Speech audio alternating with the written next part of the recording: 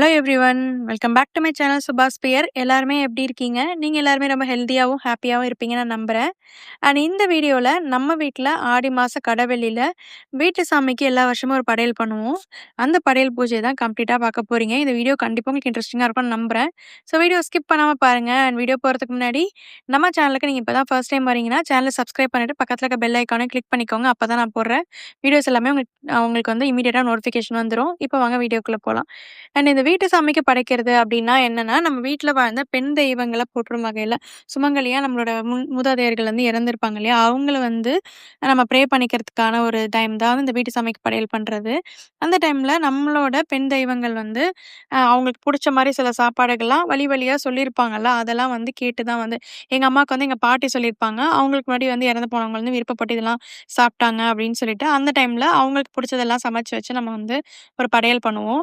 And ஆடி மாசம் நம்ம வந்து இது கூடவே வந்து பார்த்தீங்கன்னா, இந்த blouse beat and Sumangali set இது கூடயே வந்து புடவைலாம் நம்ம முடிஞ்ச அளவுக்கு நம்மளால முடிஞ்சதுன்னா, இதெல்லாம் கூட நம்ம வந்து ஒருத்தவங்களுக்கு நம்ம ஷேர் பண்ணலாம்.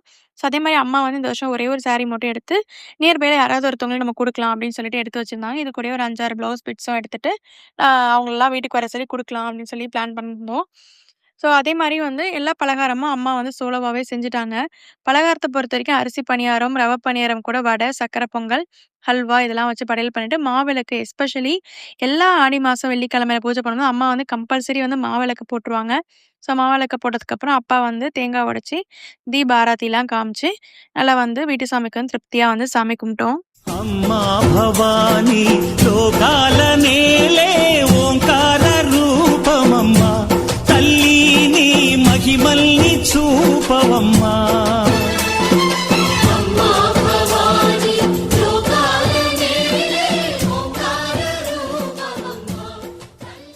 தீப ஆரத்தில எங்க வீட்டு அம்மன் பச்சை புடவையில ரொம்ப அழகா இருந்தது பார்க்கறதுக்கு.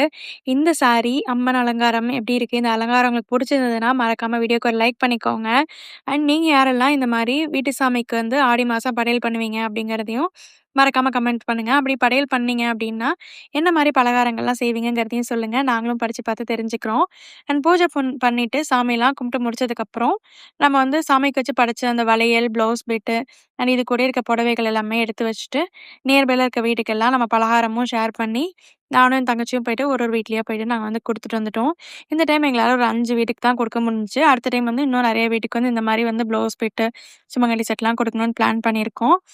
அண்ட் அவ்வளோதான் எங்க வீட்டு பூஜை ரொம்ப சிம்பிளா, சூப்பரா ஆடி வெள்ளியோட வீட்டு சாமி பூஜையும் முடிஞ்சிருச்சு. இந்த வீடியோ உங்களுக்கு கொஞ்சமாவது புடிச்சிருக்கும்னு நெனைக்கிறேன். வீடியோ புடிச்சா லைக் பண்ணிக்கோங்க. அண்ட் சுபாஸ் பேரையும் சப்ஸ்கிரைப் பண்ணிக்கோங்க. தேங்க்ஸ் ஃபார் வாட்சிங். பாய்.